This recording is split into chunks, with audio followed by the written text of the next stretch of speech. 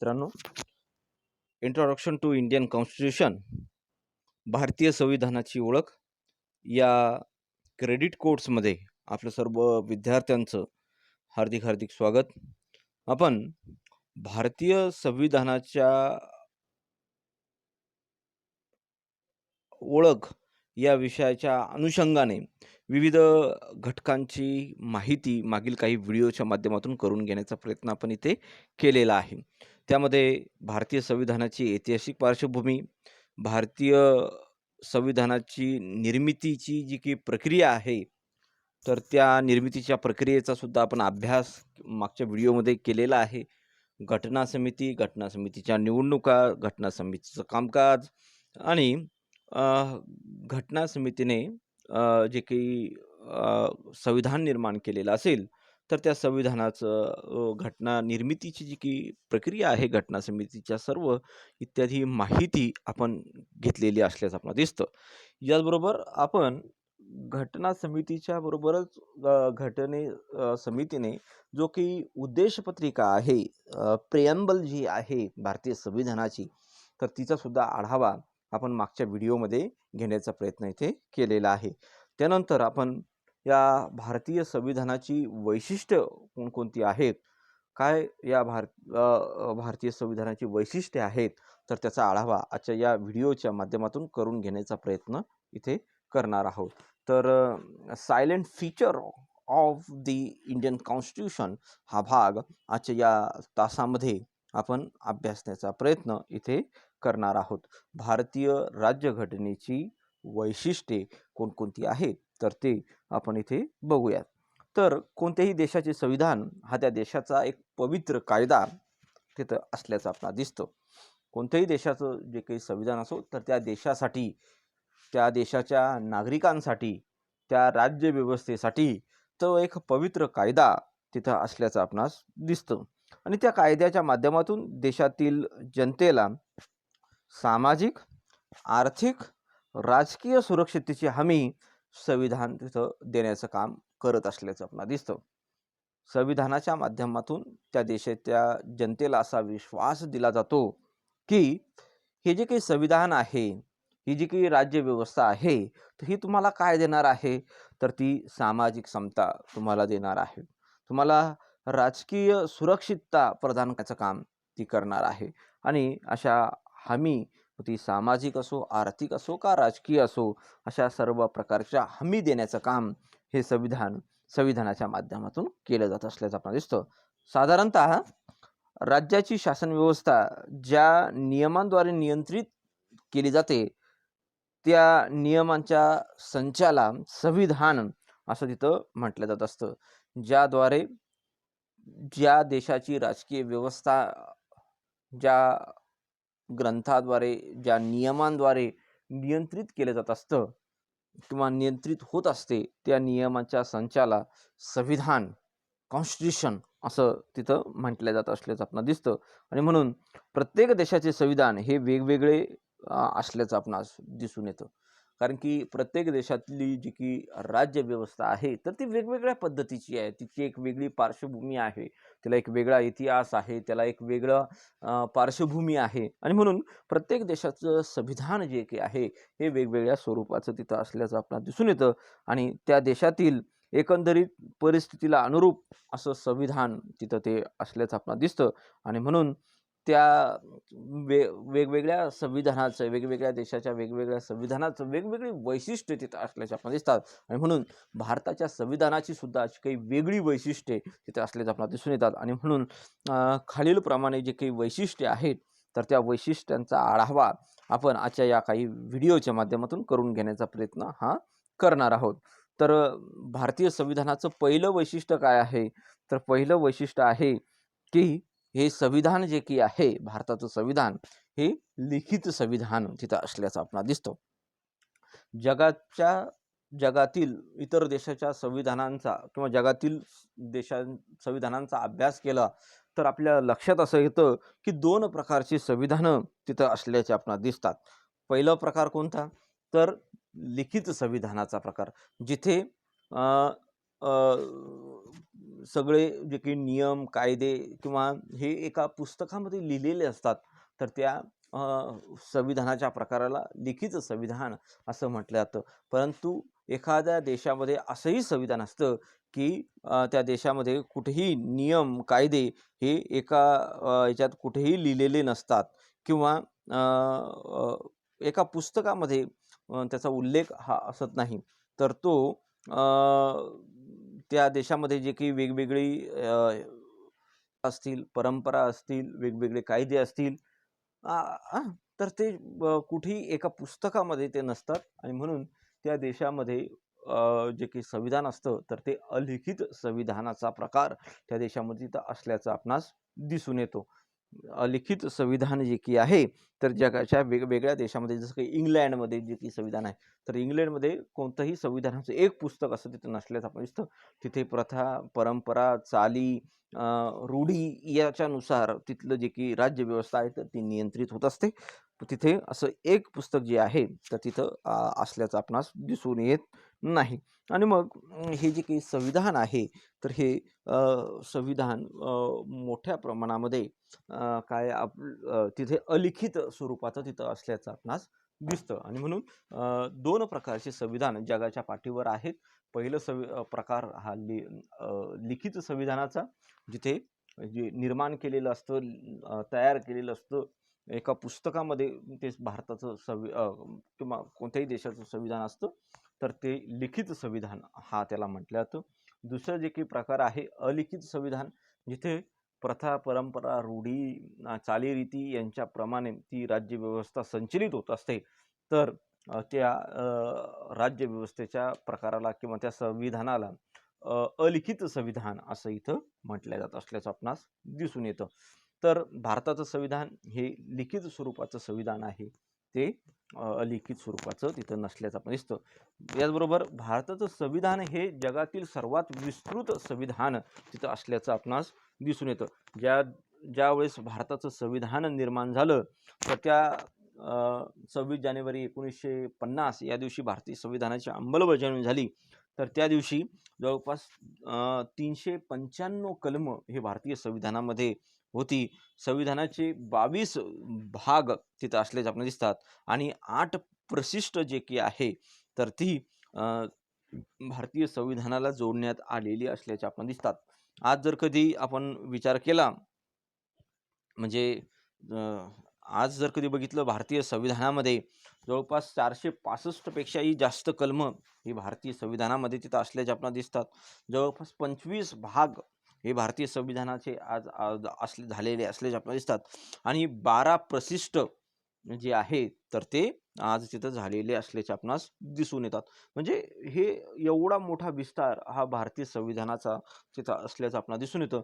जगातील इतर संविधानांचा जर कधी आपण विचार केला, तर जगातील इतर संविधानाच्या तुलनेने हे सगळ्यात मोठं असं संविधान तिथं असल्याचं आपल्याला दिसतं. अमेरिकेचं जे काही संविधान होतं किंवा आहे, तर त्या संविधानामध्ये फक्त सुरुवातीला 7 कलम तिथं असल्याचं आपल्याला दिसतात.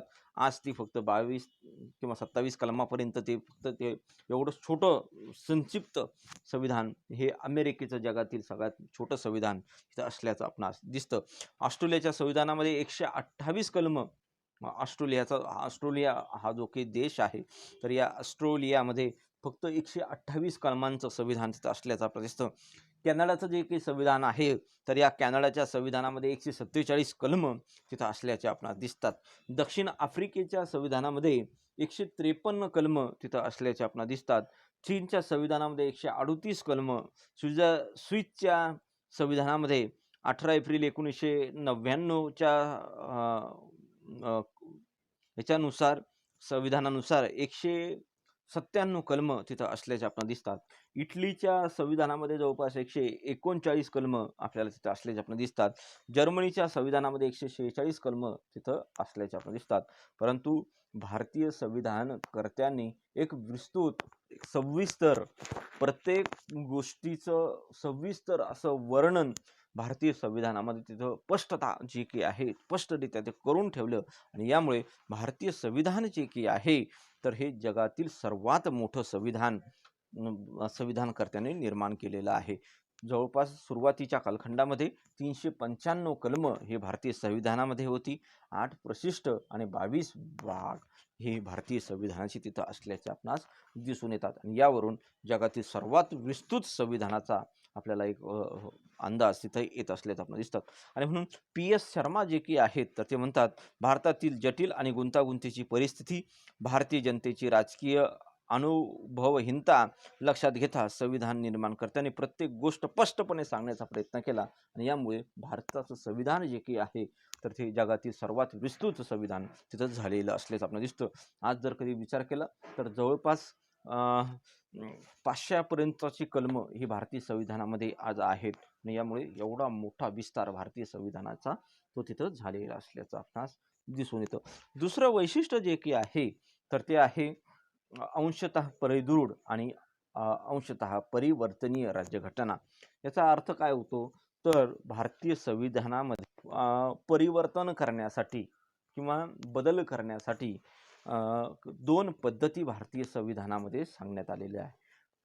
तर त्या कोणकोणत्या आहेत, तर भारतीय संविधान हे अंशतः परिदृढ आणि अंशतः परिवर्तनीय स्वरूपाचं तिथं असल्याचं आपल्याला दिसतं.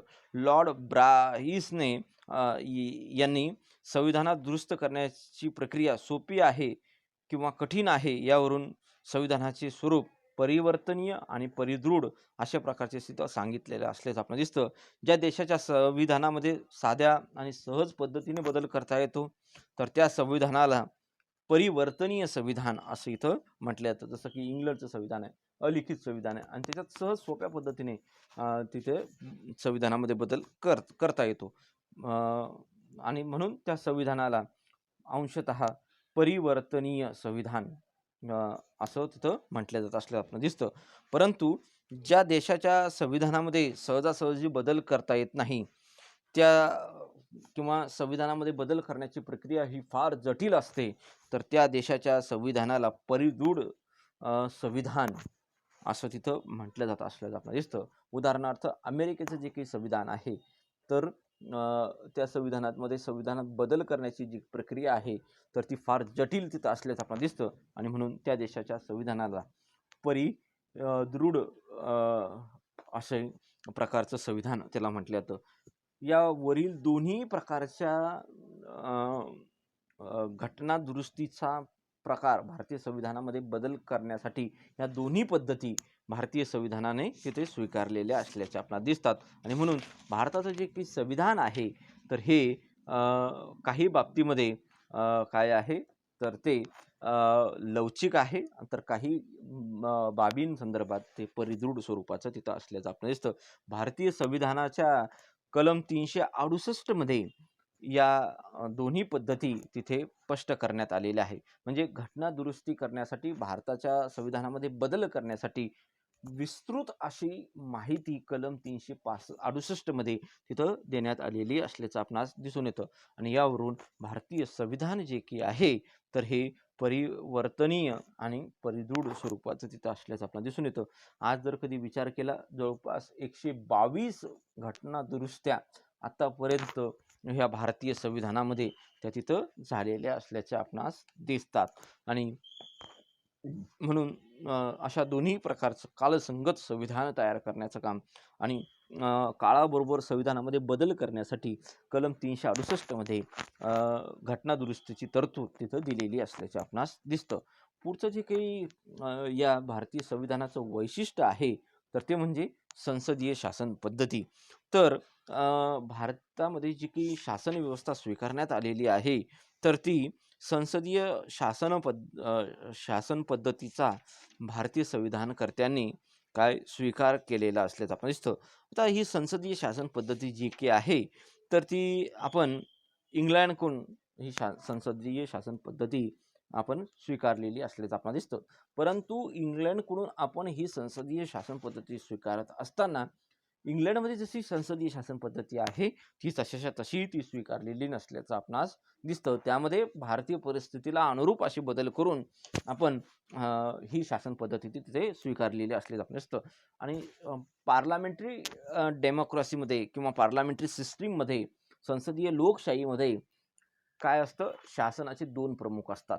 एक नामधारी प्रमुख आणि एक वास्तविक प्रमुख, एक संवैधानिक प्रमुख आणि एक वास्तविक शासक प्रमुख असा तो असतो. आणि म्हणून भारतामध्ये भारताचा राष्ट्रपती हा नामधारी प्रमुख किंवा संविधानिक प्रमुख आणि भारताचे राष्ट्रपती पंतप्रधान हे जे काही आहेत, तर हे वास्तविक शासन प्रमुख तिथं राहत असल्याचं आपल्याला दिसतात. आणि म्हणून संसदीय लोकशाहीमध्ये हे जे काही तत्व आहे, तर हे तत्व तिथं पाळलं जात असल्याचं आपल्याला दिसतं.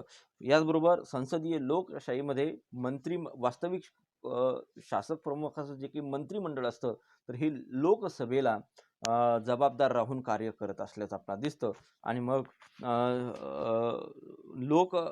हे जे काही लोकसभा आहे, तर लोकसभेच्या चा विश्वास जोपर्यंत या मंत्रिमंडळावर कार्यकारी मंडळावर आहे, तोपर्यंत हे तिथं अधिकार पदावर राहत असल्याचं आपल्याला दिसतात. आणि म्हणून भारतामध्ये सुद्धा अशा तरतुदी तिथं त्या करण्यात आलेल्या असल्याचे आपणास दिसून येतात. आणि यामुळे भारतीय संविधान, भारताची जी काही राज्यव्यवस्था आहे, तर ती संसदीय शासनाची तिथं असल्याची आपणास दिसून येतं. याचबरोबर पुढचं जे काही वैशिष्ट्य आहे, तर ते म्हणजे जनतेचे सार्वभौमत्व. तर भारतीय जनता ही सार्वभौम, स्वतंत्र तिथं असल्याचं आपल्याला दिसतं. भारतीय संविधान जनतेने बनवलेले आहे आणि त्यामुळे प्रातिनिधिक लोकशाहीमध्ये ठराविक मुदतीनंतर निवडणुका घेणे बंधनकारक असतं. भारतातही ठराविक मुदतीनंतर निवडणुका घेण्याची व्यवस्था संविधानात करण्यात आलेली असल्याचं आपल्याला दिसतं. राष्ट्रपती, उपराष्ट्रपती पदासाठी दर 5 वर्षांनी तिथं निवडणुका होतात. लोकसभा असेल, विधानसभा असेल, जिल्हा परिषद असेल, पंचायत समिती असेल, ग्रामपंचायत असेल, नगरपालिका असतील, महानगरपालिका असतील, नगरपंचायत असतील, तर ह्या ज्या काही संवैधानिक संस्था आपल्याकडेच्या आहेत, तर त्यांच्यासुद्धा निवडणुका दर 5 वर्षांनी तिथे घेतल्या जात असल्याचं आपल्याला दिसतात. आणि ज जनता ही जनतेच्या हाती अंतिम सत्ता तिथं असल्याचं आपणास दिसून येतं.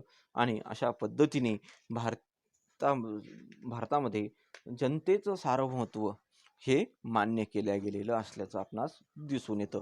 याचबरोबर पुढचं जे काही वैशिष्ट्य आहे, 5वं वैशिष्ट्य, तर ते म्हणजे मूलभूत हक्कांचा समावेश. भारतीय राज्यघटनेच्या 3ऱ्या भागामध्ये कलम 12 ते 35 मध्ये ज्या काही तरतुदी करण्यात आलेल्या आहे, तर त्या मूलभूत अधिकाराच्या संदर्भात तरतुदी भारतीय संविधानामध्ये त्या तिथं केल्या गेलेल्या असल्याचं आपल्याला दिसतात. भारतीय नागरिकांना जवळपास 6 प्रकारचे मूलभूत अधिकार हे भारतीय नागरिकांना हे तिथं फंडामेंटल राईट्स म्हणून तिथं दिलेले असल्याचे आपणास दिसून येतात. आणि हे मूलभूत अधिकार जे की आहे, तर ते सुद्धा अतिशय महत्त्वाचे तिथं असल्याचे आपणास दिसून येतात.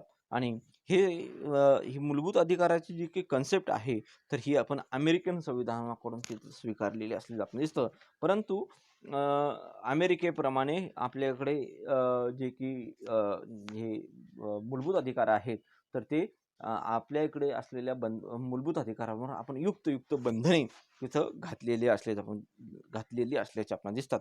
म्हणजे मूलभूत अधिकार आहेत, तुम्हाला अधिकार असतील, परंतु अमर्याद किंवा स्वैराचारी स्वरूपाचे मर्याद स्वरूपाचे अधिकार तुम्हाला असणार नाहीत, अशी उपाययोजना इथे केल्या गेलेली असल्याचे आपणास दिसून येते.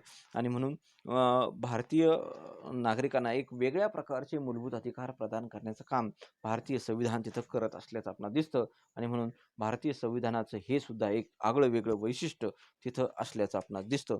त्याचबरोबर पुढचं जे काही वैशिष्ट्य आहे भारतीय संविधानाचं, तर ते आहे directive principle of state policy.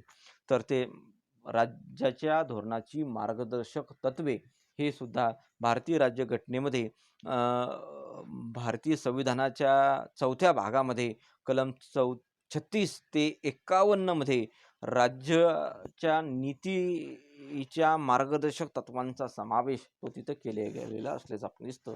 भारताची सामाजिक, आर्थिक, सांस्कृतिक, ऐतिहासिक सगळी परिस्थिती लक्षात घेऊन भारतीय राज्यकर्त्यांना मार्गदर्शन करण्याचं काम हे मार्गदर्शक तत्वांच्या माध्यमातून संविधानकर्त्यांनी केलेलं असल्याचं आपणास दिसून येतं. आणि म्हणून मार्गदर्शक तत्व हे सुद्धा भारतीय संविधानाचे जे की वैशिष्ट्य आहे, तर हे सुद्धा एक आगळं वेगळं वैशिष्ट्य तिथं असल्याचं आपणास दिसतं. त्याचबरोबर पुढचं जे वैशिष्ट्य आहे तर ते आहे प्रबल संघराज्य किंवा प्रबल संघराज्य, केंद्र प्रबल संघराज्य. आता भारताने सुद्धा जी की हे संविधान स्वीकारलेलं आहे, तर त्या संविधानामध्ये जे की भारतीय राज्य व्यवस्थेचं स्वरूप आहे, तर ते केंद्र प्रबल संघराज्याचं स्वरूप तिथं असल्याचं आपणास दिसून येतं. भारतीय राज्यघटनेचा कलम 1 मध्ये असा उल्लेख करण्यात आलेला आहे की India is a union of state. हा भारत हे राज्यांचा संघ असेल असा उल्लेख भारतीय राज्यघटनेच्या कलम 1 मध्ये करण्यात आलेला आहे. भारतामध्ये फेडरल या शब्दाचा किंवा संघराज्य या शब्दाचा कुठेही उल्लेख आढळला नसला तरी सुद्धा भारताच्या संघराज्य स्वरूपात जे की आहेत हे आगळ्या वेगळ्या स्वरूपाचा एक कॉम्बिनेशन भारतीय संघराज्याचं तिथं असल्याचं आपल्याला दिसून येतं. आणि भारतीय संविधानाची जी की 7वी अनुसूची आहे, तर त्या 7व्या अनुसूचीमध्ये केंद्र, राज्य आणि समावर्ती सूची अशा 3 सूच्या ज्या ज्या काही देण्यात आलेल्या आहे, तर त्यावरून केंद्र शासनाला अधिक अधिकार हे तिथं प्रदान केले गेलेले असल्याचे आपल्याला दिसतात. महत्त्वाचे जे की अधिकार आहेत, तर ते केंद्र शासनाला तिथे दिले गेलेले आहेत. आणि म्हणून केंद्र संघराज्य पद्धती, भारतीय संघराज्य पद्धतीमधील राज्यव्यवस्थेतील केंद्र हे एक प्रबल किंवा काय म्हणूया पॉवरफुल, एक समर्थशाली ते तिथं झालेलं असल्याचं आपल्याला दिसतं. राज्यसूचीकडे कमी महत्त्वाचे जे काही विषय आहेत आणि जे काही महत्त्वाचे विषय आहेत, तर ते असे 61 विषय राज्यांकडे सोपवण्यात आलेले असल्याचे आपल्याला दिसतात. आणि कॉमन लिस्ट जी की आहे, तर ती कॉमन लिस्टमध्ये किंवा समावर्ती सूचीमध्ये 52 विषय तिथं ठेवण्यात आलेले असल्याचे आपल्याला दिसतात.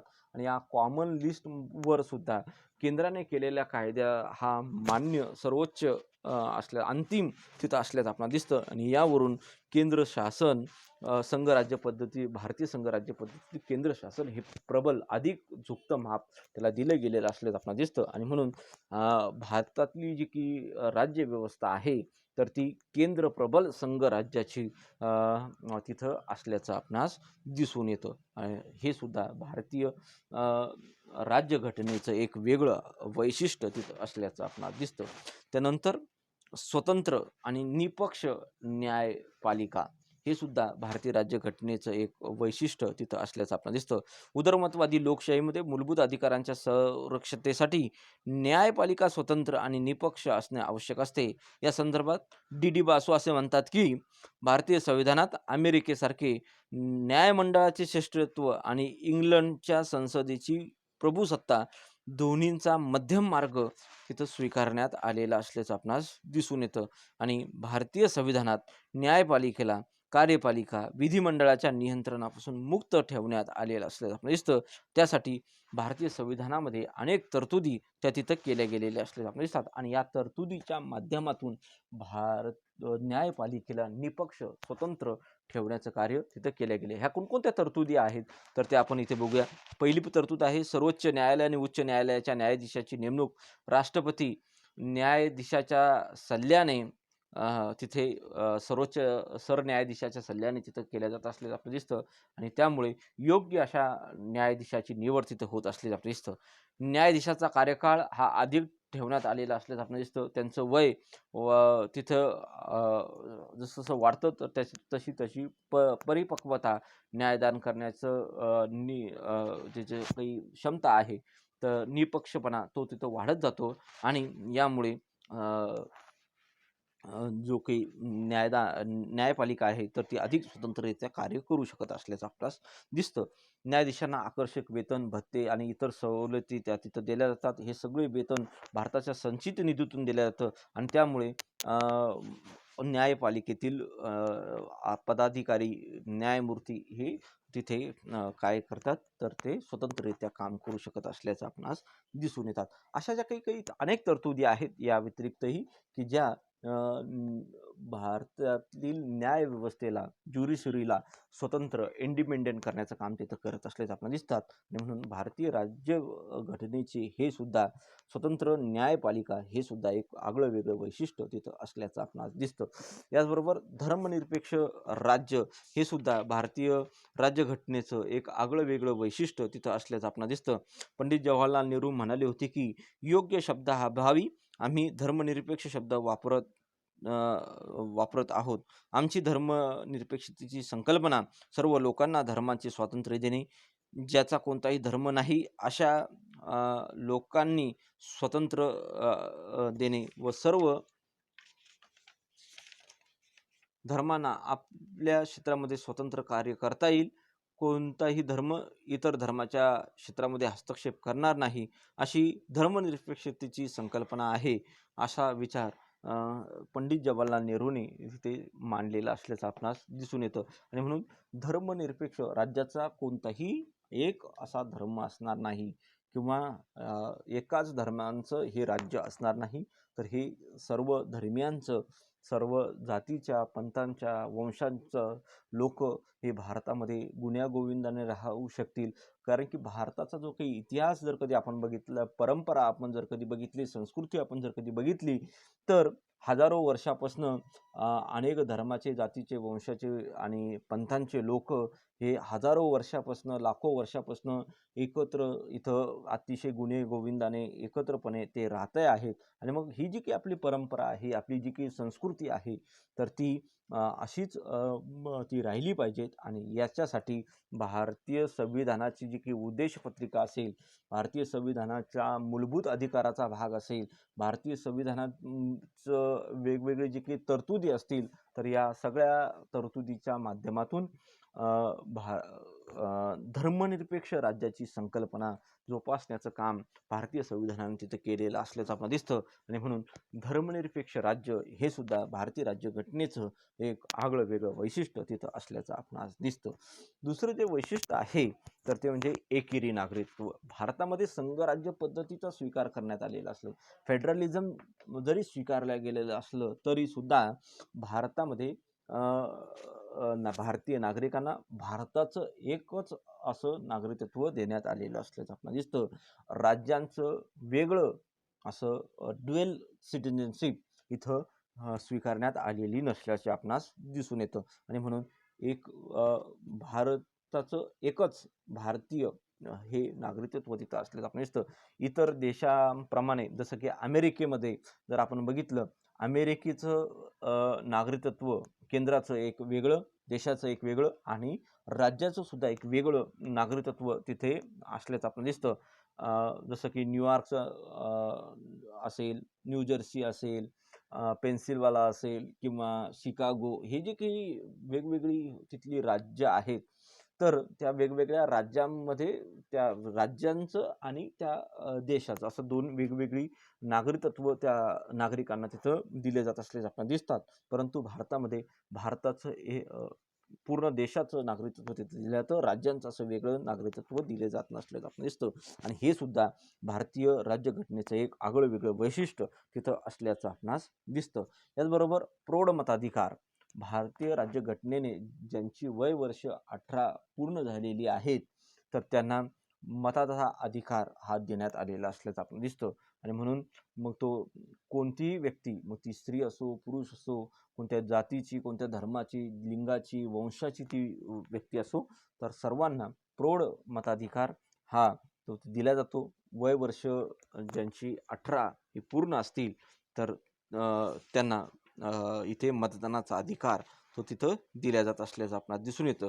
आणि हे सुद्धा जो की प्रौढ मताधिकार आहे, तर तो 1989 मध्ये 61वी घटनादुरुस्ती केल्या गेली. आणि त्या वरून काय जे आहे, तर मतदानाचं वय जे की आहे, तर ते 21 वरून 18 वर्ष तिथं करण्यात आलं असल्याचं आपल्याला दिसून येतं. आणि हे जे काही आहे, तर हे सुद्धा मोठ्या प्रमाणात भारतीय राज्यघटनेचं एक आगळं वेगळं वैशिष्ट्य तिथं असल्याचं आपल्याला दिसतं. त्याचबरोबर भारतीय राज्यघटनेमध्ये जी की 44वी घटनादुरुस्ती विधेयक 1976 हे केलं गेलं, तर त्यानुसार मूलभूत अधिकारांबरोबर भारतीय राज्यघटनेमध्ये मूलभूत कर्तव्यांचा सुद्धा समावेश तो तिथे केला गेला. भारतीय राज्यघटनेमध्ये सुवर्णसिंह समितीची नेमणूक केल्या गेली आणि सुवर्णसिंह समितीच्या अहवालानुसार किंवा त्याच्या रिपोर्टनुसार भारतीय राज्यघटनेमध्ये मूलभूत अधिकारांचा समावेश तो तिथं केला गेलेला असल्याचं आपणास दिसून येतो. मूलभूत कर्तव्यांचा समावेश तिथं केला गेलेला असल्याचं आपण दिसतं. भारतीय राज्यघटनेच्या कलम 51A मध्ये 11 प्रकारची मूलभूत कर्तव्य, जसे की मूलभूत अधिकार आहेत तर त्याला जोडून मूलभूत कर्तव्यांचा समावेश सुद्धा भारतीय राज्यघटनेमध्ये तो तिथं केला गेलेला असल्याचं आपल्याला दिसतं. आणि म्हणून मूलभूत कर्तव्य, फंडामेंटल ड्युटीज, हे सुद्धा भारतीय संविधानाचं एक आगळं वेगळं वैशिष्ट्य तिथं असल्याचं आपणास दिसतं. ठीक आहे, तर इथे आपला भारतीय राज्यघटनेची वैशिष्ट्ये हा टॉपिक जो की आहे तर तो इथे संपलेला आहे.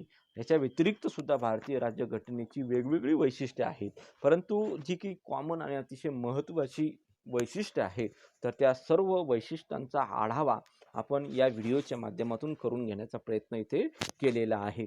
उद्याच्या तासामध्ये आपण फंडामेंटल ड्युटीज जे की आहे तर याचा सविस्तर अभ्यास हा आपण उद्याच्या तासामध्ये तिथे करणार आहोत. ठीक आहे, तर आपण इथे थांबूयात. थँक्यू, धन्यवाद. थँक्यू, धन्यवाद.